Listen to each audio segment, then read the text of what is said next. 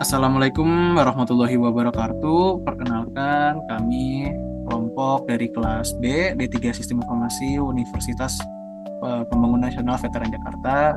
Pada video ini kami akan mendokumentasikan soal UAS kami teori basis data. Kelompok kami, saya sendiri adalah Ridho Dharma Putra, ada Muhammad Reza, ada Bayu Alamsyah, ada Gaby Febrianti, dan Vanessa Putri Salsabila. Dan ini adalah soal-soal dari teori BASDAT kami, soal UASnya.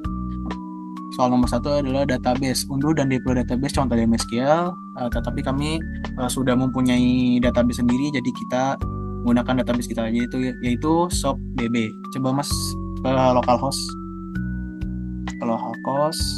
Dan ini SOAP-DB. Ini adalah database kami. Oke Mas, coba ke soal lagi.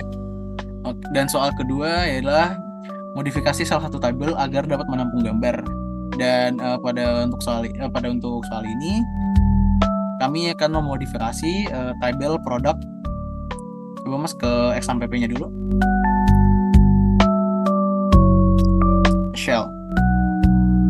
Kita buka shell kita dulu. MySQL min root.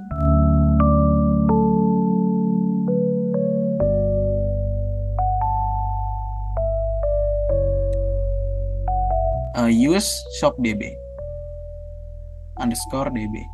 Nah, di sini kita solve tables dulu. Tablesnya apa aja? Karena tadi sudah kita ingin mengubah table produk, kita akan deskripsi products, DSC products.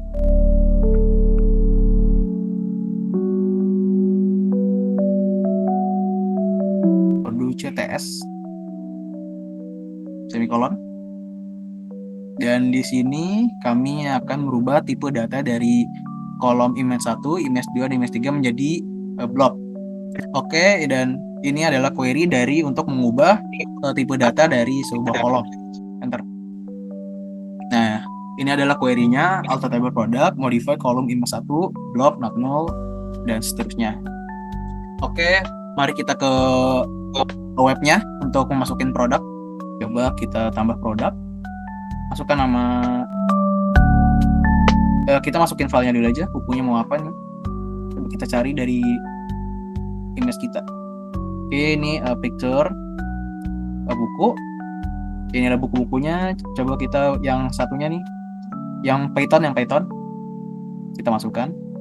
Select Python.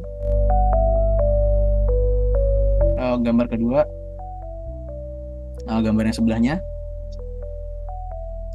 Open. Yang 3 sama aja kayak 2. Nama produknya buku belajar Python.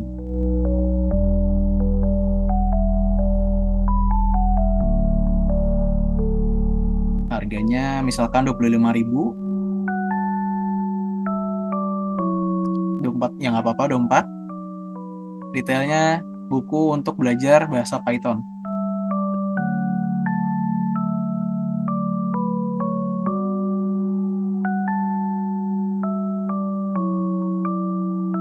Coba kita tambah produk, apakah muncul gambarnya pada saat itu? Oke, sudah muncul. Coba kita tambah lagi data buku kedua. Misalkan buku untuk basis data.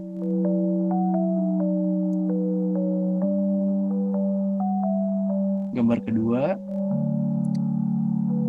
yang untuk bagian belakangnya. 3 juga sama aja, nggak apa-apa.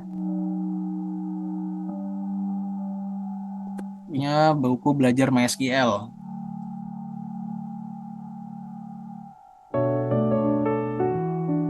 Harganya misalkan 30.000. Detail produknya buku untuk belajar MySQL.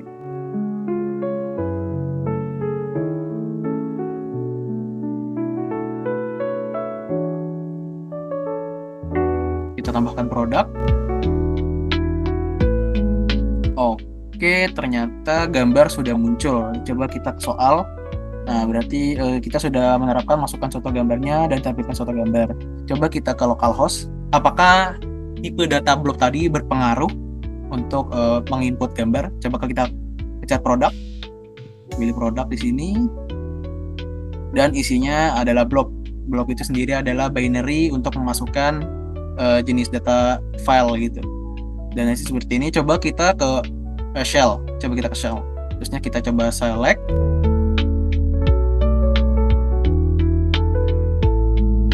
From bintang from, nah from products,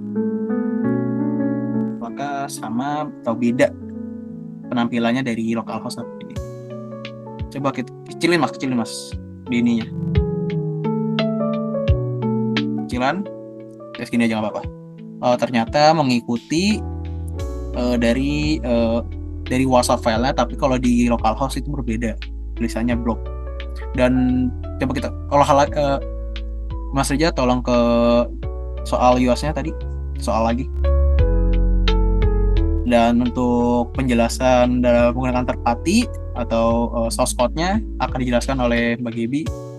Untuk Mbak Gebi silakan menjelaskan kenapa web dan database kita ini saling berhubungan dan bisa menampilkan gambar. Saya akan menjelaskan bagaimana PHP-nya terkonek dengan webnya. Di sini yang pertama ada include komponen connect PHP. Di sini merupakan supaya PHP-nya connect ke web yang akan kita buat. Kemudian ada session start. Di sini untuk memulai sesi PHP yang akan kita gunakan. Kemudian di sini ada admin ID, session admin ID, dan juga admin ID login. Nah, di sini variabel admin ID diambil dari sesi yang sedang berjalan. Jika admin ID tidak ada, artinya admin belum login.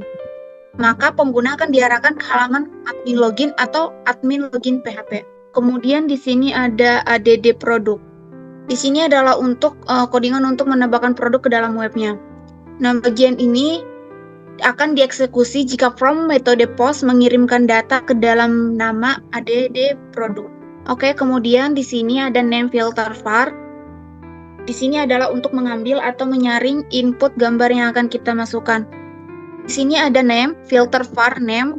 Di sini adalah untuk menginput nama dari produk yang akan kita masukkan ke dalam web. Di sini juga ada price, filter var price untuk memasukkan harga dari produk yang akan kita masukkan ke dalam Kemudian ada details, filter var details untuk memasukkan details dari produk yang akan kita masukkan.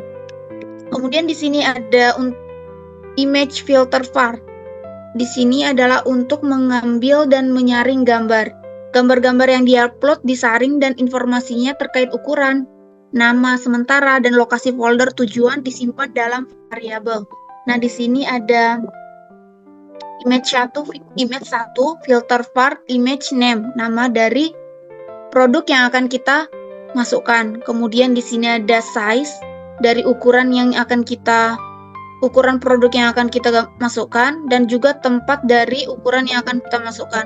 Nah, di sini ada image folder, upload image. Nah, di sini adalah di mana tempat yang akan kita masukkan produknya sesuai dengan nama produk yang akan kita masukkan. Nah, setelah itu ada select produk. Di sini menggunakan statement prepare, gunanya untuk memeriksa apakah produk sudah ada. Kode ini memeriksa apakah produk dengan nama yang sama sudah ada di database. Jika ada, pesan peringatan akan ditampilkan. Nah, kemudian di sini ada insert produk. Di sini adalah query untuk memasukkan produk ke dalam web yang akan kita buat. Ada nama produk, price, dan detailsnya. Kemudian untuk jika ukuran produknya kebesaran lebih dari yang kita tentuin, akan ada message atau peringatan ukuran gambar terlalu besar. Nah, jika ukurannya sudah sesuai dengan yang kita tentuin, akan ada peringatan produk baru telah ditambahkan. Kemudian di sini ada untuk mendelete atau menghapus produk. Di sini adalah untuk menghapus produk dari web dan database kita. Di sini menggunakan select from product dan where adalah lokasi dari produk yang akan kita hapus. Oke, tadi adalah penjelasan bagaimana third party software, bagaimana antara hubungan website dan database untuk memasukkan gambar. Dan ini adalah source code-nya. Izin ke soal, Mas. Dan itu adalah tadi adalah penjelasan untuk multimedia. Modifikasi salah satu table sudah menjadi dari varchar menjadi blob. Memasukkan contoh gambar kita sudah lakukan di website kita, dan tampilan contoh gambarnya itu juga sudah ada langsung di website kita. Dan penjelasannya sudah tadi dijelaskan oleh Mbak Gebi bagaimana antara website dan database bisa saling berhubungan dan bisa memasukkan gambar. Dan untuk soal nomor ketiga, security akan dijelaskan oleh Mbak Nasya Putri Salsabila. Untuk Mbak Nasya dipersilakan. Oke, untuk security di sini pada soal buatlah 2 user baru setelah include, yaitu nama user adalah name dan name backup. Boleh dipindah ke shell-nya. Nah, di sini di dalam security kita membuat user baru yaitu name dan juga name backup, yang dimana menggunakan perintah yaitu create user name at localhost. Nah, perintah ini digunakan untuk membuat user baru yaitu name dengan password yang berisi password juga, dan hanya diakses dari localhostnya saja. Selanjutnya, untuk membuat user baru dengan name backup dapat menggunakan perintah seperti tadi, namun kita bisa menamainya dengan name backup. Nah, ini digunakan untuk membuat user baru di dalam database dengan nama name backup yang hanya bisa diakses dari localhost saja, dan juga memiliki password berisian password. Selanjutnya merupakan tampilan tabel dan perintah untuk mengetahui apakah username dan name backup yang sudah dibuat tadi sudah muncul di database ShopDB. Seperti yang terlihat di sini sudah muncul dengan name dan name backup-nya. Untuk soal selanjutnya boleh dilihat dulu. Untuk soal selanjutnya, grant database employee hanya kepada username. Boleh dilihat shell-nya lagi. Nah, di sini perintah grant all privilege on ShopDB ini digunakan untuk memberikan semua privilege atau hak akses pada database ShopDB kepada username yang hanya dapat diakses dari localhostnya saja. Untuk menampilkan tabel name di grant, dapat menggunakan perintah seperti show grant. Nah, perintah show grants for name at localhost ini digunakan untuk menampilkan semua hak akses yang diberikan kepada pengguna NIM yang hanya dapat diakses dari localhostnya saja. Hasil query ini menampilkan informasi tentang hak akses yang diberikan kepada pengguna NIM melalui perintah grant, termasuk hak akses untuk menggunakan database employees dan hak akses untuk menggunakan semua tabel yang ada di dalam.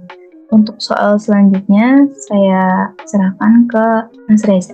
Terima kasih. Baik, untuk soal keempat, backup dan restore, kita akan menggunakan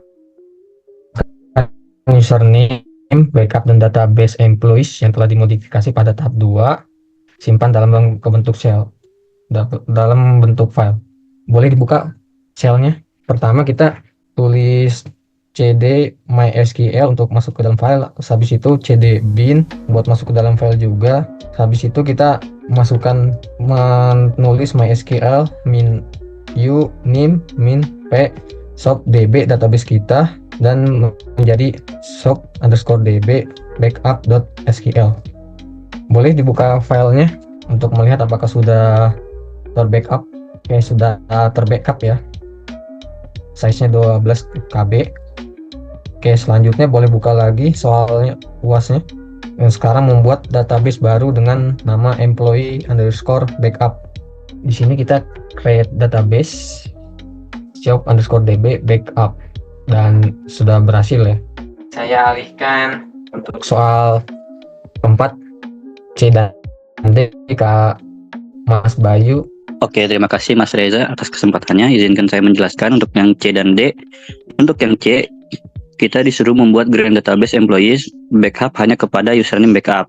Nah, untuk hal itu kita dapat menggunakan perintah grant all privilege shop_db_backup bintang to name backup at localhost.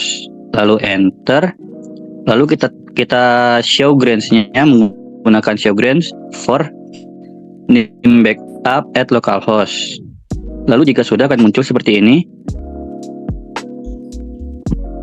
Lalu di sini kita menggunakan grant super dan flash privilege. Untuk grant supernya menggunakan grant super on bintang titik bintang to name backup at localhost. Untuk flash privilege-nya tinggal flash privilege titik koma. Lalu kita tampilkan show grants for name backup at localhost. Nah, lalu telah selesai. Untuk yang C telah selesai, lalu selanjutnya yang D menggunakan username underscore backup restore file backup hasil tahap 4. Oke, untuk yang D untuk restore file backup-nya itu pertama kita buka localhost-nya. Nah, di sini itu sudah terbackup dengan nama shop underscore db underscore backup. Nah, untuk sebelumnya kan ini memang belum ada ya, karena sudah ditambahkan. Nah, untuk cara menambahkannya itu kita klik import. Lalu kita choose file. Nah, kita tambahkan shop underscore db underscore backup yang tadi. Ini hanya sebagai contoh saja karena sudah di backup. Lalu tinggal pencet import saja. Tapi tidak perlu karena ini sudah terbackup. Lalu kita lihat produknya.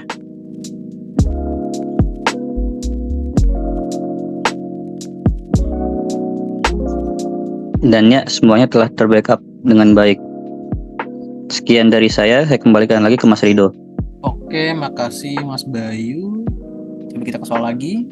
Dan tadi adalah penjelasan soal terakhir dari kelompok kami, penjelasan untuk teori basis data.